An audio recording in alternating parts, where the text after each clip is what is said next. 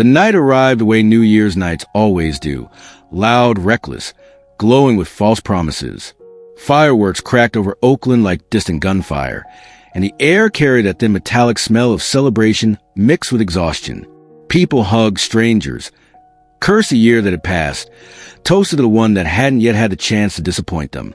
Oscar Grant III was 22 years old, and he believed, like most people his age, that time was still something he could afford to waste. He had spent the evening in San Francisco with friends, laughing too hard, drinking too fast, the way young men do when they want to feel older than they are. His girlfriend, Safina Mesa, stood close beside him, her arm brushing his, grounding him.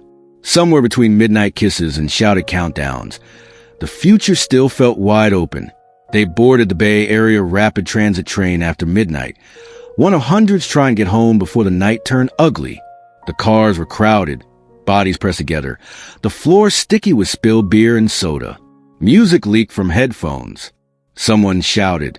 Someone else laughed. The train rattled south, carrying them toward Oakland, toward home. That was when the argument started. It wasn't dramatic at first. Raised voices, insults tossed back and forth like bottle caps. A scuffle broke out near the back of the car. Hands grabbed jackets. Someone fell. Someone yelled for people to calm down. Oscar and Safina weren't the center of it. But in a crowded train, violence has a way of pulling everyone into its orbit. Passengers shouted for security. Others stepped in, trying to separate bodies, try to end it before it escalated. Oscar helped. Safina helped. The fight broke apart, leaving behind anger and adrenaline and embarrassment. Bruised egos. Bruised knuckles. Moments later, the conductor's voice crackled over the speaker. Police had been called.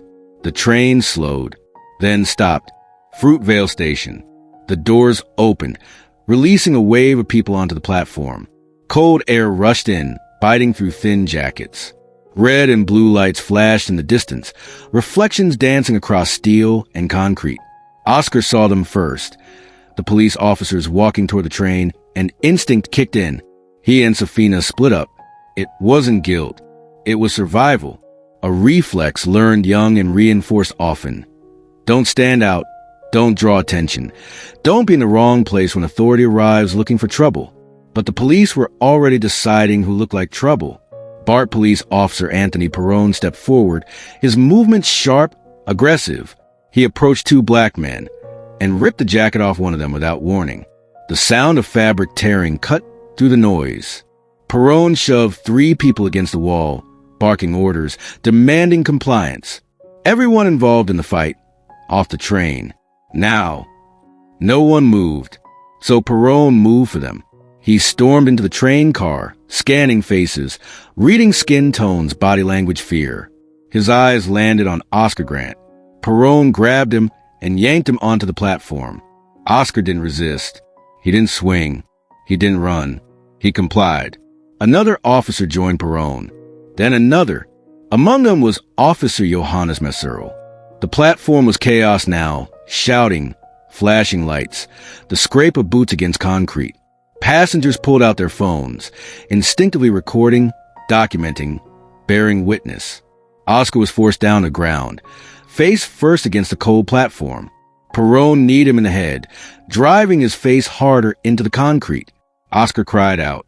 His hands were behind his back. He was unarmed. He was pinned. Around him, people yelled, "Get off him. He's not doing anything. Why are you hurting him?" Messerl stood over Oscar. His heart was racing. The night was loud. Adrenaline surged. Training blurred with panic. He reached for his weapon. What he reached for was a gun. Later, he would say he thought it was his taser. Later, lawyers would argue over muscle memory and stress responses and tragic mistakes. But in that moment, on that platform at 2:15 in the morning, what mattered was the sound. A single gunshot. It echoed through the station, sharp and final. Oscar Grant screamed. Blood pooled beneath him, dark against the concrete. Shock rippled through the crowd. People screamed. Some ran. Others froze, phone still recording, hands shaking. Messerl backed away, his face pale, his eyes wide. Other officers shouted commands. Someone yelled for an ambulance. Oscar was dying. He was rushed to Highland Hospital. Sirens cutting through the Oakland night. Doctors fought to save him, hands working frantically, voices urgent. But the damage was too severe. Later that day, Oscar Grant III was pronounced dead. He was 22 years old.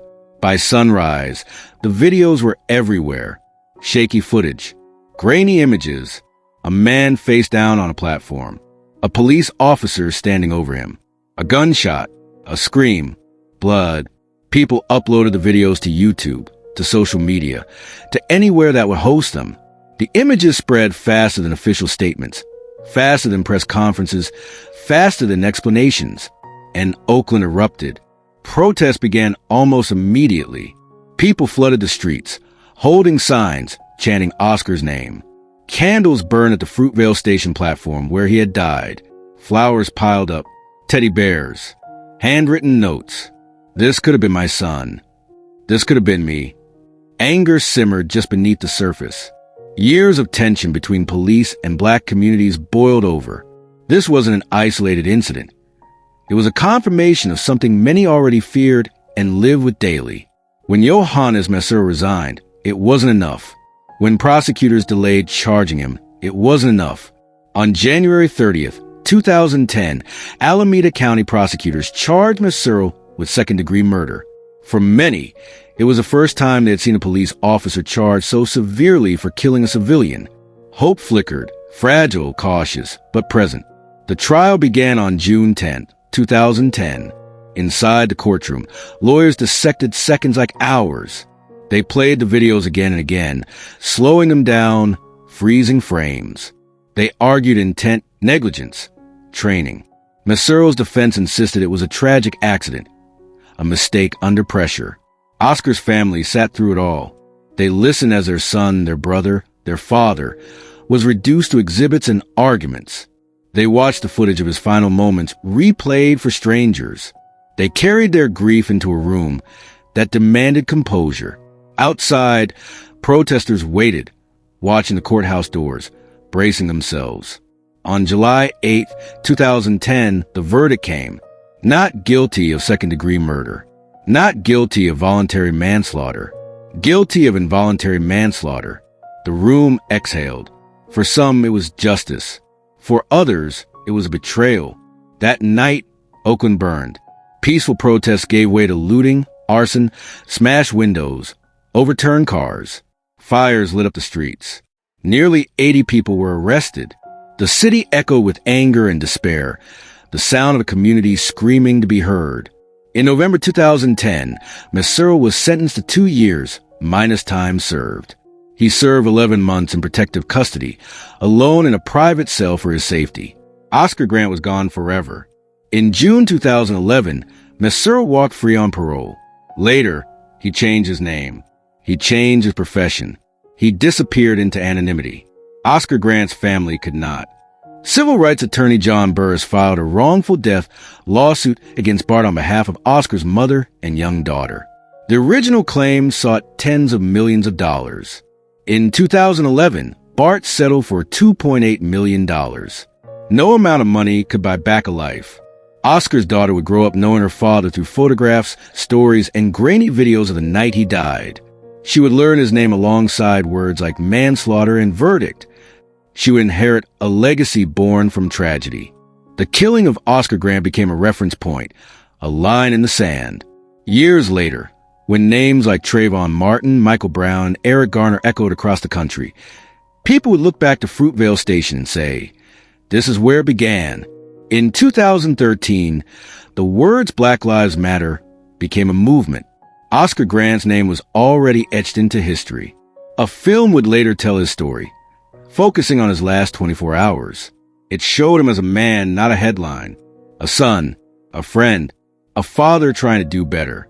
A young man who never made it home. 16 years later, the platform at Fruitvale Station looks ordinary again. Trains still arrive.